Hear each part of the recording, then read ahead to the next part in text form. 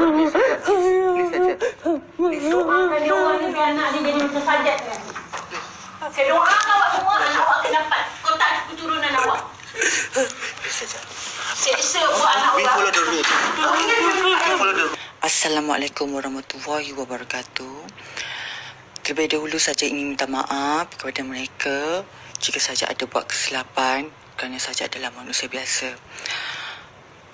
Sajak baru-baru ini Sajak telah deaktifkan Instagram Sajak kerana Sajak ingin ruang pada Sajak untuk Sajak menjelaskan apa yang berlaku pada 6 hari bulan 1 2021. Ceritanya bermula pada tahun 2018 iaitu 23 hari bulan 2. Sajak telah membuat majlis tahlil dan juga bacaan doa selamat bersama dengan para tahfiz untuk majlis tersebut. Tetapi majlis itu telah mendapat aduan daripada Jabatan Agama Islam Syai Selangor dan laporan dari sangat negatif.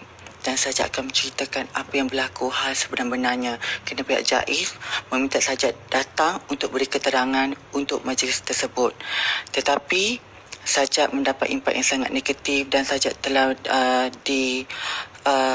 dilakukan tidak wajar pada diri Sajak. Dan ini adalah cerita yang sebenarnya apa yang berlaku ketika pada 6 hari bulan 1 2021 dengan pegawai Muhammad Hairi bin Busari.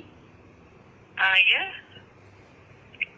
Muhammad Dia ada. boleh saya cakap dengan Encik Muhammad Hairil bin Busari? Nak bercakap dengan dia ke? Ya, saya. Okey, sebentar.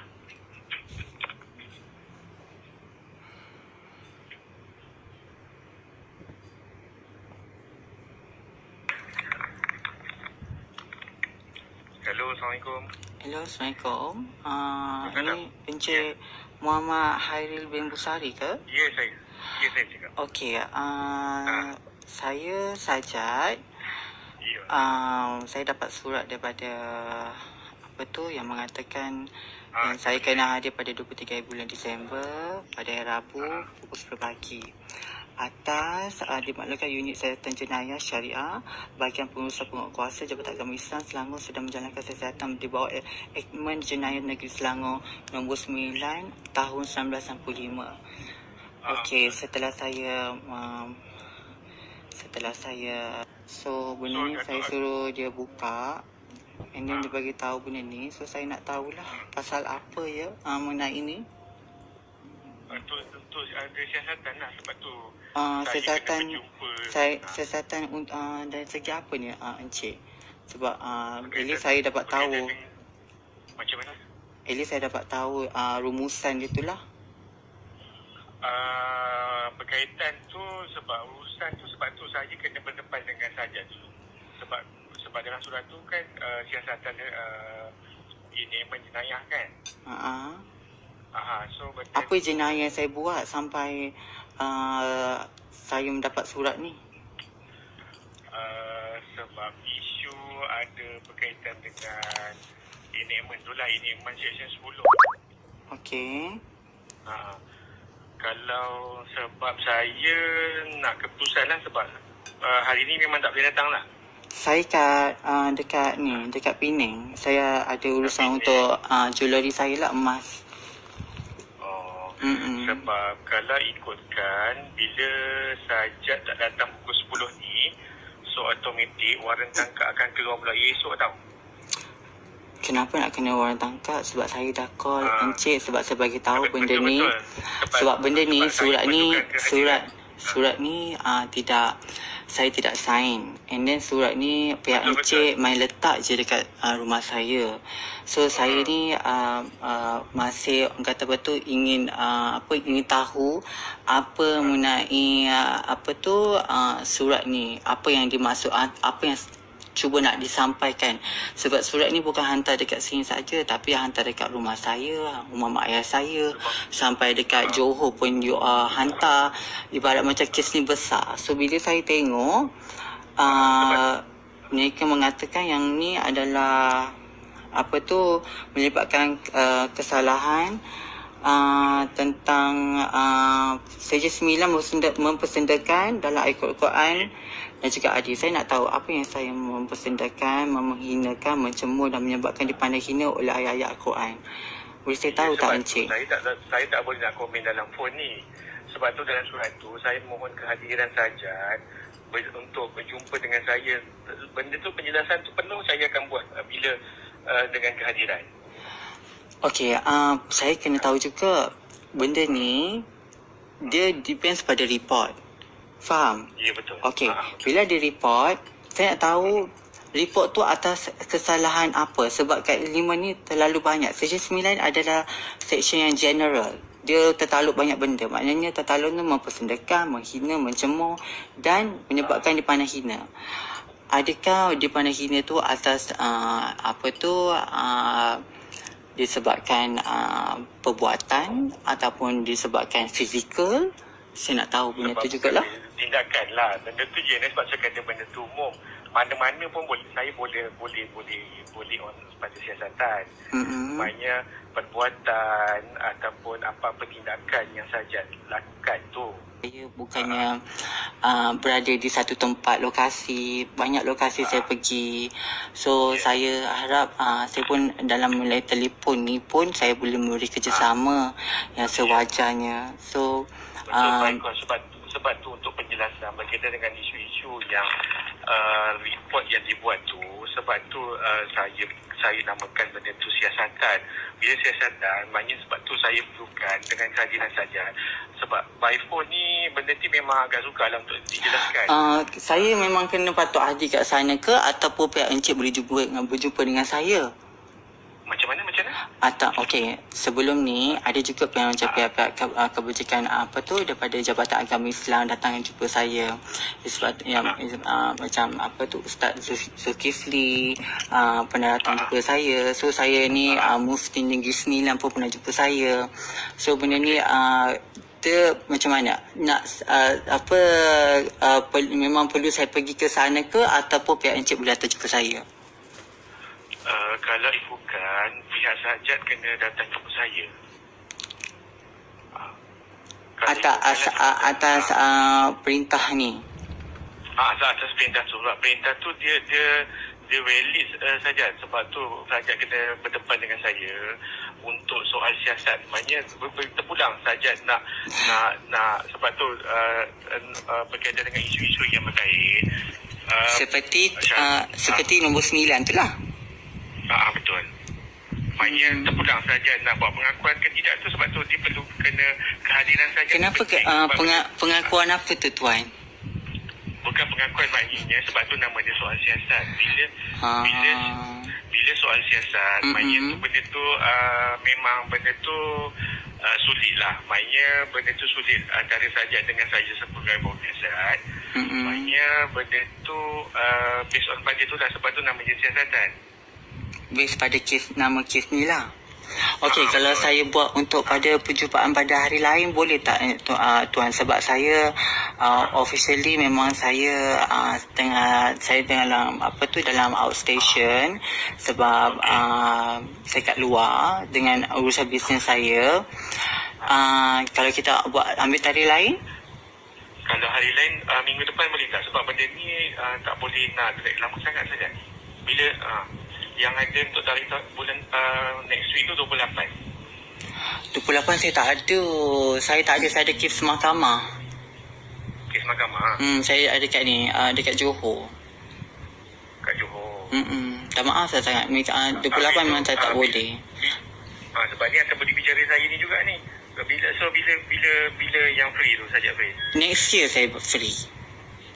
Berapa bulan tu? Kalau next year tu pada awal bulan lah. Awal bulan sekejap ya. Saya tengok tarikh sekejap. Kalau boleh, sebab saya kena note dulu sebab bila saja kau ni kira ada kerjasama lah kan. Saya bagi kerjasama. Bila tu, berapa bulan yang saja boleh datang? Okey, saya boleh datang dalam 7 ataupun dalam 7 macam tu. 7 hari Khamis. Khamis? Hari Khamis Okey, kalau macam tu ke-7 6 lah saya datang 6. Hari Rabu. Hari Rabu. Hari Rabu. Okey, kalau macam tu saya note kat sini 6 hari bulan Januari 2021 hari Rabu. Jam 10 pagi. Jam 10. Kita Boleh? nak datang awal lagi pukul 9. Yalah 10. At least boleh breakfast. Yelah. Okey, kalau macam tu pukul 10 pagi. Ikut alamat yang saya bagi tu Ikut Saya alamat. note kat sini sebab Oh, nanti saya terus naik ni lah pejabat encik lah. saya kata nak terus ke pejabat saya. Okey, kalau boleh saya dapatkan nombor telefon saja tak? Kalau apa-apa ni boleh saya berhubung? Okey, boleh kejap saya bagi nombor telefon.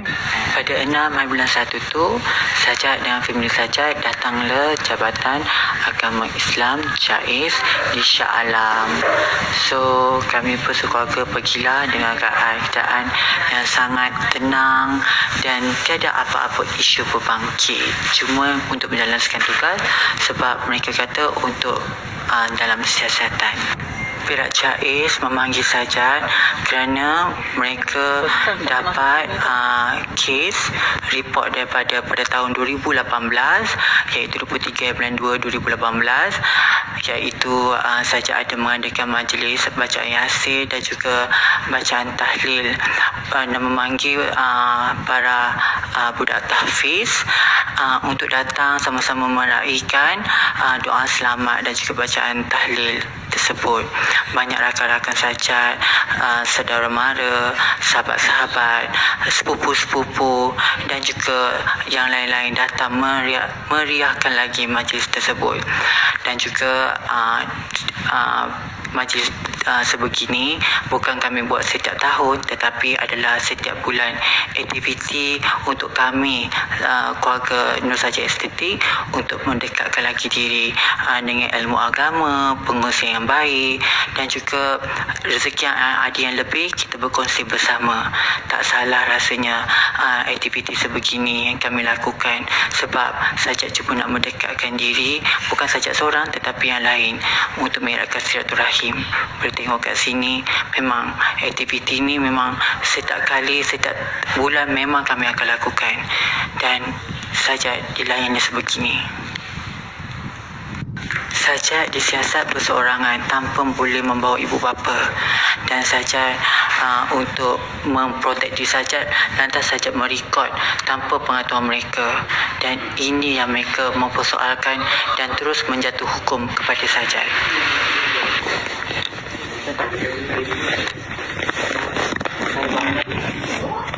Saya bawa untuk tak saya tu untuk saya untuk bank untuk itu company. Saya bawa ini je. Saya punya daily sales. Saya punya ini semua saya tertinggal. Ada tapi saya tak bawa. Tak bawa lah. Ini adalah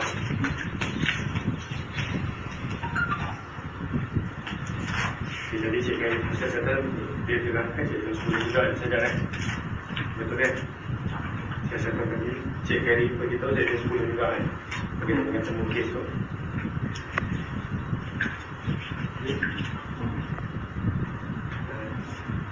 Okey, ini saya terangkan pada saja dulu Okey, sekarang ni sudah selesai siasatan saya bersama dengan Cik Kari Okey, so sekarang ni untuk peringkat seterusnya saya terangkan lagi sekali untuk sesi 10 tu saja Okey, maknanya sekarang ni saya tahan saja Untuk saya tahan saja di bawah sesi 10 dengan ini tadi berdasarkan ilmu tersebut. So maknanya yang kedua tu lawyer apa tu? lawyer saya. Dia lawyer syar'i ke lawyer sendiri ke apa? Syariah. Ha? Ya. Dia ada sedikit. Dia ada sedikit untuk syariah. Okay. So macam ni, sebenarnya kita tahan Cik Sajat di bawah section 10 Enakmen Jenayah Syariah Selangor kerana disyaki melakukan kesalahan tersebut. Disyaki melakukan kesalahan tersebut, bukannya melakukan kesalahan tu terus cakap salah. Disyaki melakukan kesalahan tersebut Berdasarkan juga di bawah kedudukan kami di bawah Seksyen 79 Enactment Pentadbiran Agama Islam Selangor, iaitu diberi kuasa untuk menyiasat. So siasatannya adalah tangkapan adalah berdasarkan kepada beberapa penyataan yang telah diambil sebelum ini daripada saksi-saksi, dan juga pada hari ini adalah proses melengkapkan kertas siasatan tersebut. Dan hak cik selepas ini adalah boleh atau tidak membesar itu adalah hak cik saja, dan boleh menyediakan peguam untuk apa juga tindakan selepas ini. Maknanya tidak ada kekangan lah. Kalau nak ada apa nak sediakan peguam boleh, tak nak sediakan peguam pun boleh. Jadi bila telah ditahan, hak kebebasan cik tu sebenarnya terhalang lah. Tak boleh lah nak keluar ikut suka hati, kena kita follow kami. Dan kita akan juga maklumkan kepada peguam cik di luar dan juga pihak keluarga tentang proses tersebut.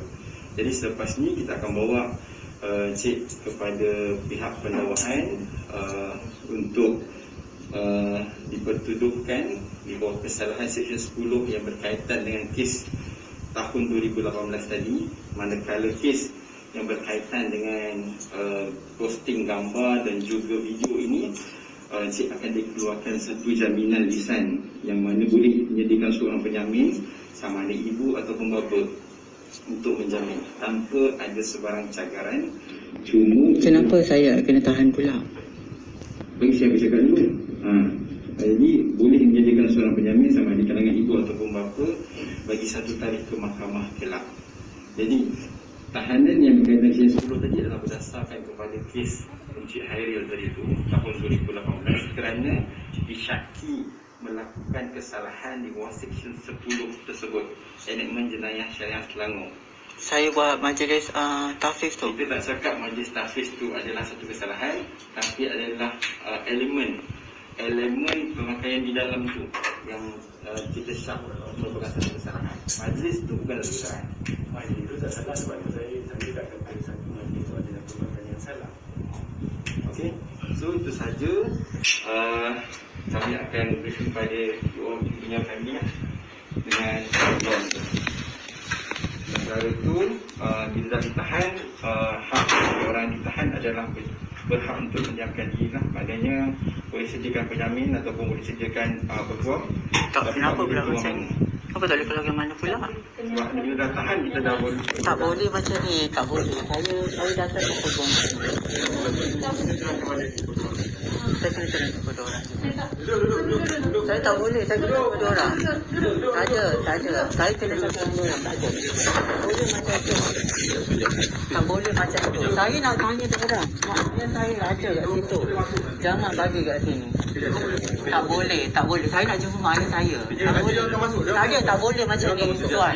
Tak, kita akan Cakap dengan dia.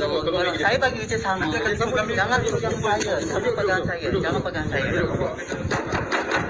Bagi saya. Tak ada. Keluarkan saya. Tak ada, tak boleh macam ni. Tak ada, saya tak nak dengar. Saya dah bagi kerja sama. Saya tak nak. Tak. duduk sana. Saya tak nak lari. Duduk sana. Tak ada mana-mana.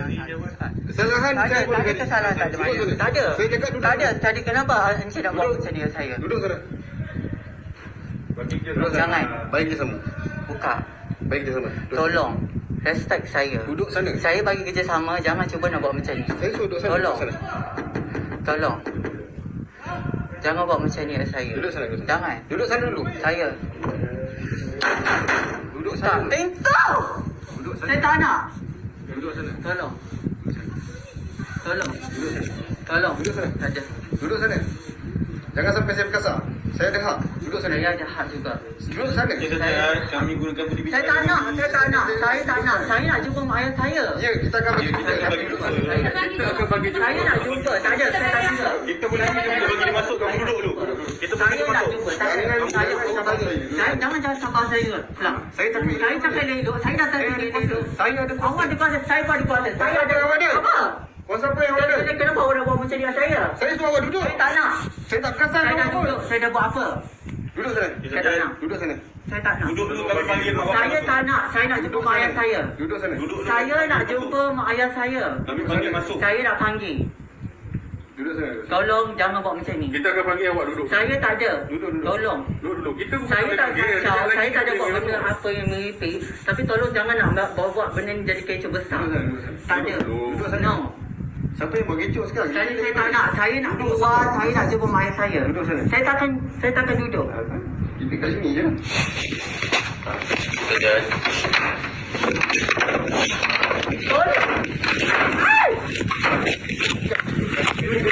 Janganlah gari saya. Tolong.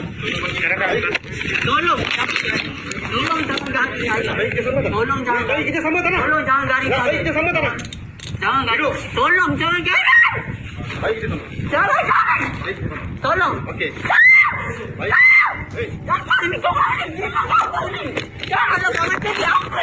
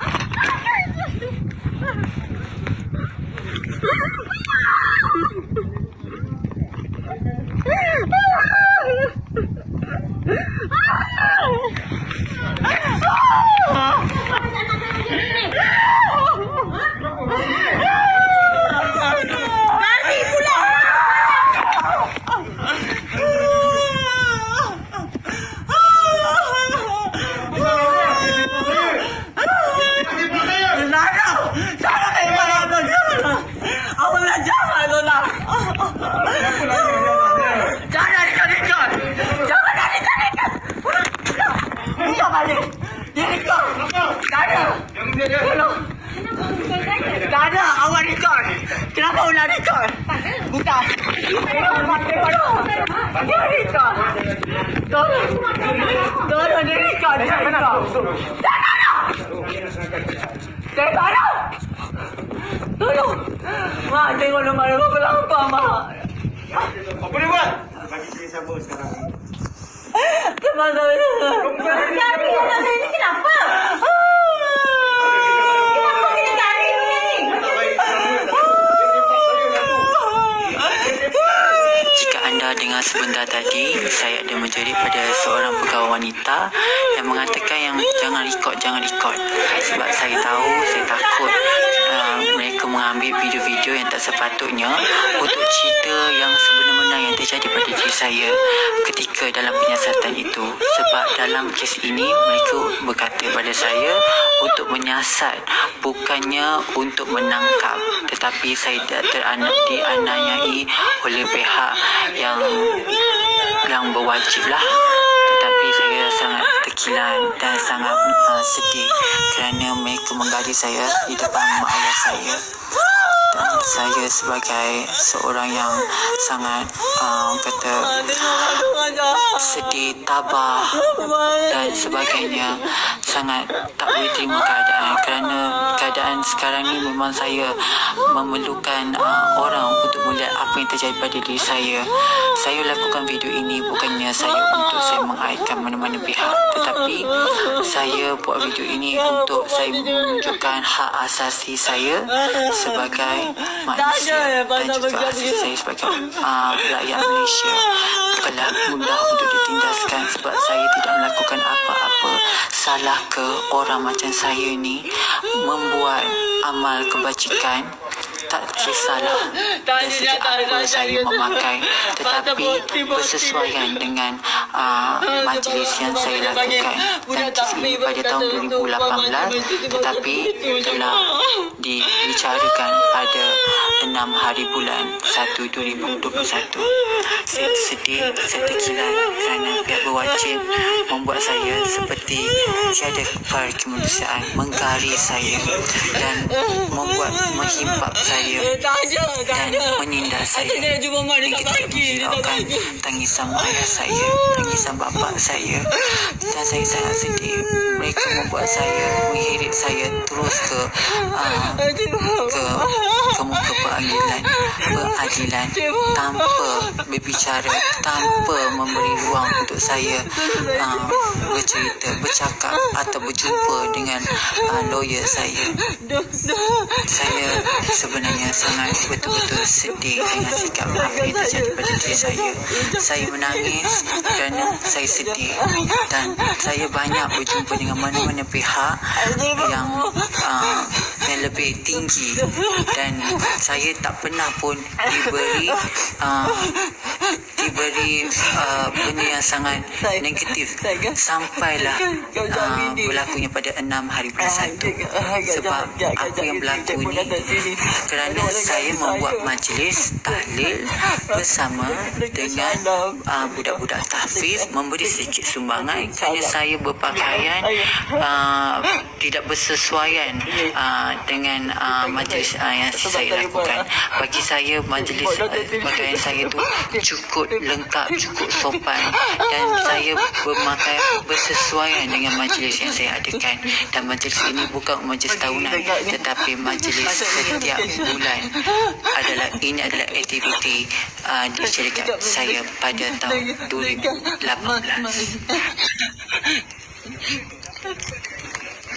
Saya mak dia ada kat Masjid Syalam. Pasal kes, tak tahulah sampai ke negara ni. Dia daripada agama Islam lah ni. Jais. Dia mana ni? Dia mana? Tak tahu. Saya masuk tengok dia dah ke negara. Dia dah seorang kat dalam dia. Dia ke negara sekarang ni. Ya. Tak, dia tahu agama Islam.